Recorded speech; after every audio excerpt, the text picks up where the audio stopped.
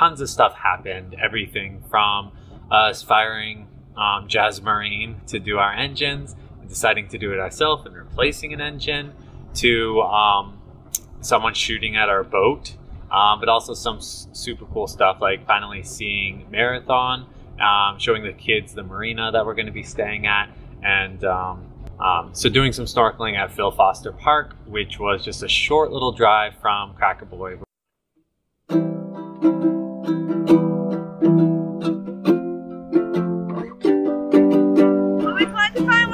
The first one no one's living in.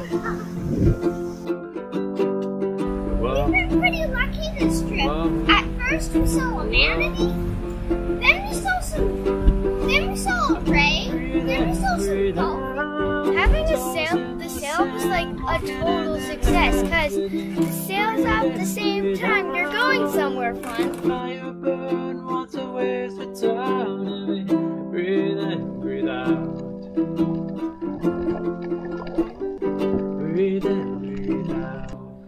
Yep, that's what's going on. So, it's been a scheduling nightmare trying to get the engine work done. It's been like 2 weeks and they haven't really done anything, and it's just been really annoying. So, what we've ended up doing is I've decided to take out the sail drives myself, at least try to, so that when they do come, if this company doesn't work out, I can just bring the sail drives to someone else to take care of.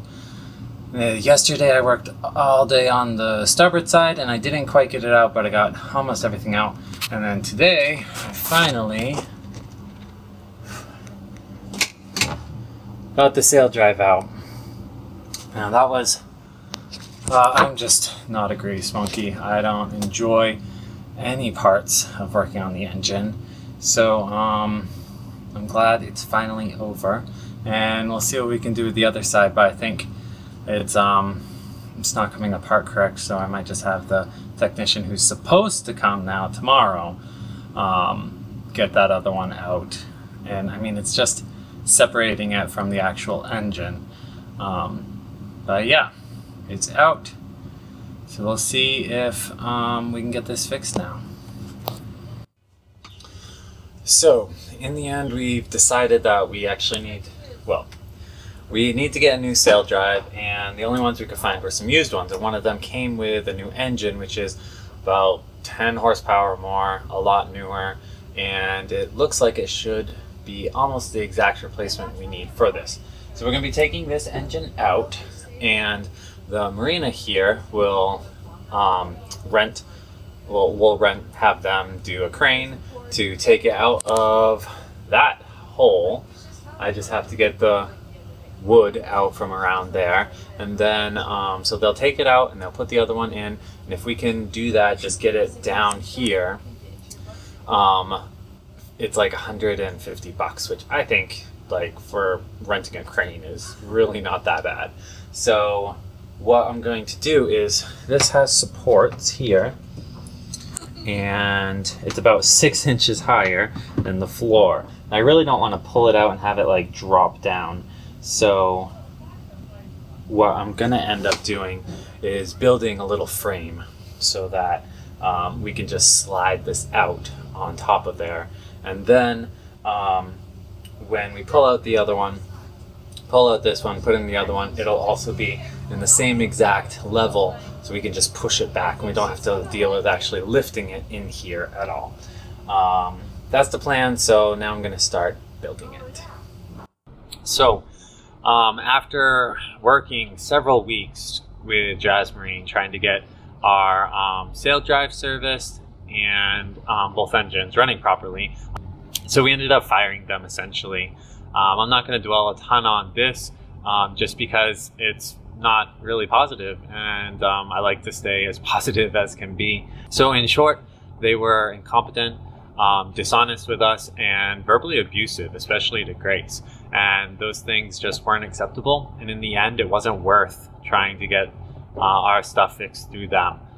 It was a ton of hassle for me to end up doing it myself, because I knew zero about diesel engines, but it was better for our family and better for myself to learn that and to get it taken care of on my own than to work through them.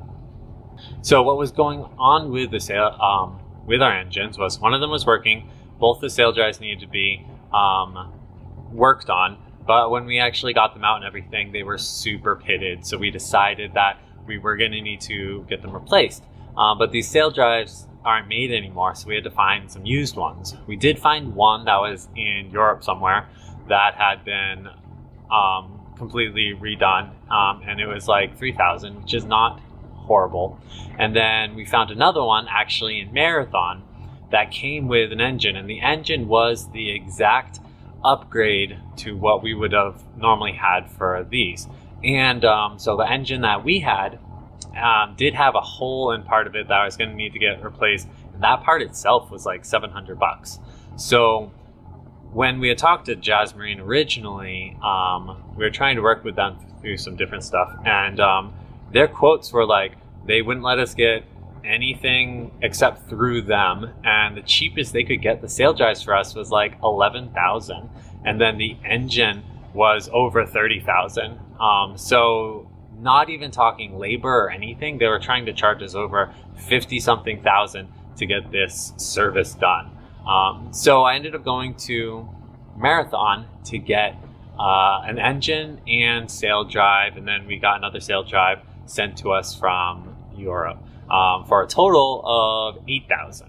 So we ended up renting a truck and taking off to Marathon.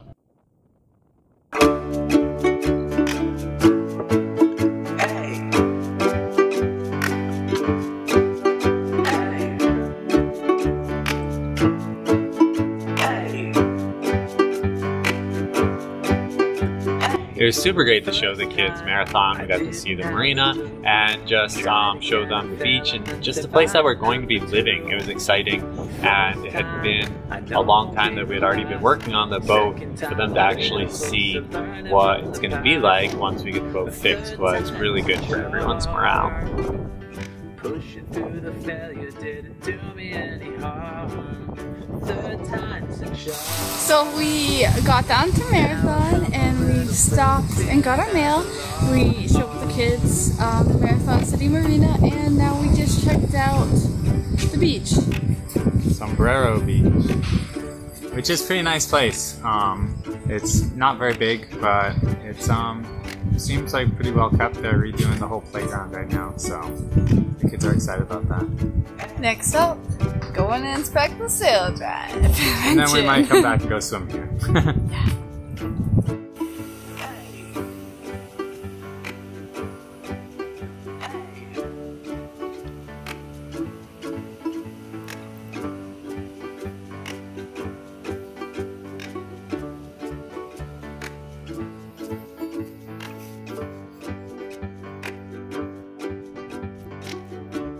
So we got the engine put on the truck, brought it back to Cracker Boy. They took it off the truck with a forklift, and then we were going to get the other engine taken out and this one put in. We got the engine out of its home to trade into the newer version of secondhand engine. You can see where the sail drive goes, got painted blue. Got some cleaning up to do back there still. Micah's getting off the roof. And then we'll get Cracker Boy to use their crane to take the engine out and put it back in. The new one in.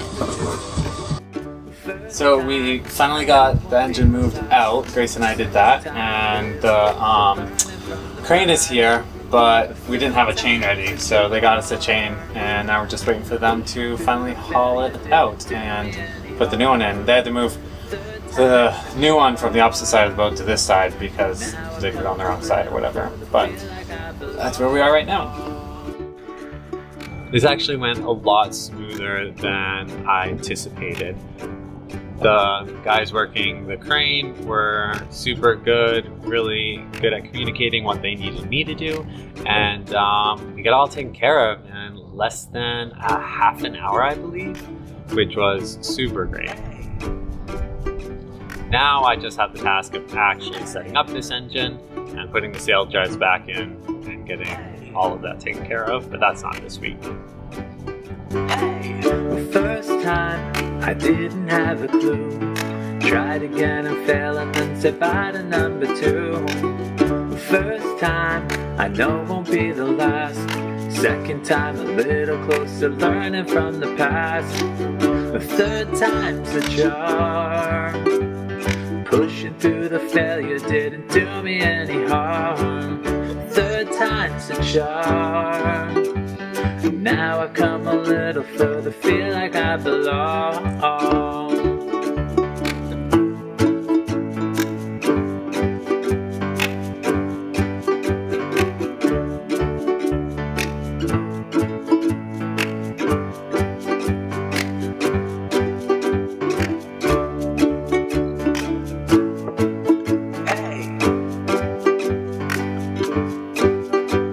Okay, so here comes the part you've probably been waiting for if you clicked on the thumbnail, and that is us getting shot at.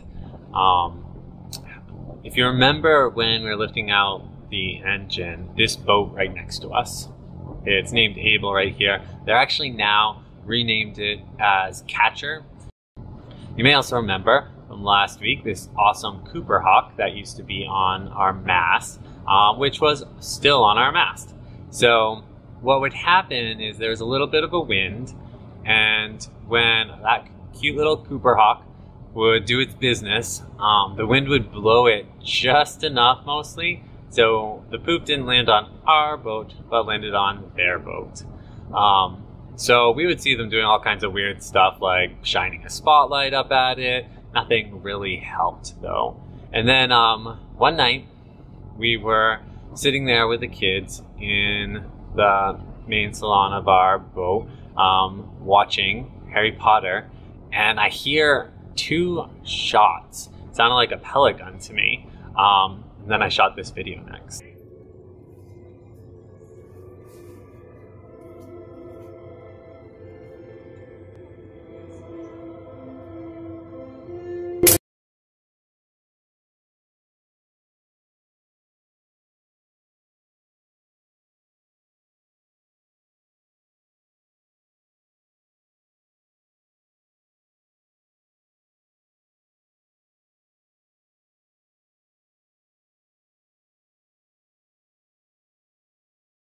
Needless to say, this was pretty freaky for the kids and quite disturbing for Grace and I.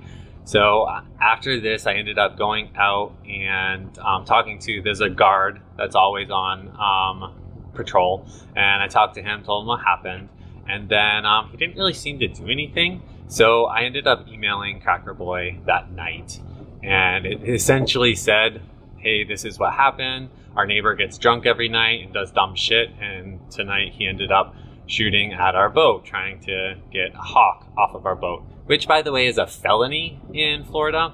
And I don't want an apology or whatever. I just want him not near our boat. This is where my kids live, and I can't have someone getting drunk and doing something stupid that may hurt them. And that was about it. And if you'll see here, the next day they were moved. They were moved across the street to another section of the boatyard, and but Cooper Hawk is still there, funny enough. So that's what we ended up doing and dealing with it. I'm curious how you guys would deal with a situation like that. Whether it's, you know, out in the Caribbean or right here in Riviera Beach. Things like this do come up. So leave in the comments below what you would end up doing. So that behind us is the boat that shot at us finally leaving. So they're going to be parked in, hopefully on the other side of the yard, but we'll see. It's a big boat, pretty boat. Okay, so if you remember when we were at Peanut Island last week, we saw this Phil Foster Park that is right on the bridge. This is a super awesome park. You just end up driving into it right off of the bridge here, go park, and then you can either be underneath the bridge if you don't want to get wet when it randomly rains, or just have some shade, or you can go over to the beach, which is where we set up to go snorkeling. And then they have this huge area blocked off from any boats so that you can snorkel without being worried about run over by some boat. This was some of the clearest water at this time that the kids and I have all swum in together. And that was just super exciting. We saw so many cool things. They have an artificial reef and some sunken boats for the fish to come around. And then we just saw so many fish.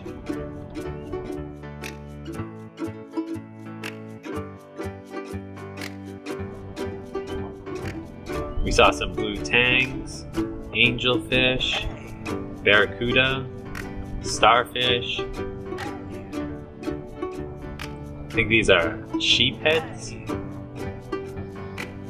Saw some weird stuff like this spidery thing.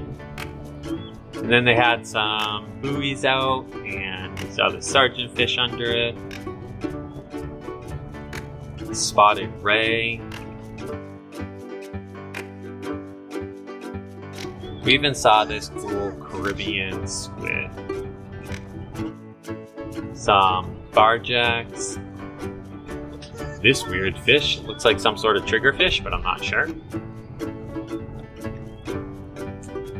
So, even though the kids were a little freaked out by the whole shooting and everything, and it's hard being hauled out and working on the boat, you really have to take time and do some fun stuff like this as a family. There's always going to be work to do, but there's only a certain amount of time that you're all together. And being able to just come and swim and have fun together really makes the time something fun for everyone. First time, I know won't be the last. Second time, a little closer, learning from the past. The third time's a charm. Pushing through the failure didn't do me any harm. So we made it to Marathon and have been there for over a year, and I'm loving it. So happy that you can come along, and we're going to show you how we got there and some adventures along the way. Been excited to be able to share this with friends and family and with you guys, and one of the ways we've been able to do that is my coloring book, Florida Keys Coloring. It's just all the fish and coral that we've seen here, and you can check it out at the website, floridakeyscoloring.com, and join in with the experience. Since the stars arrive, let the fire die.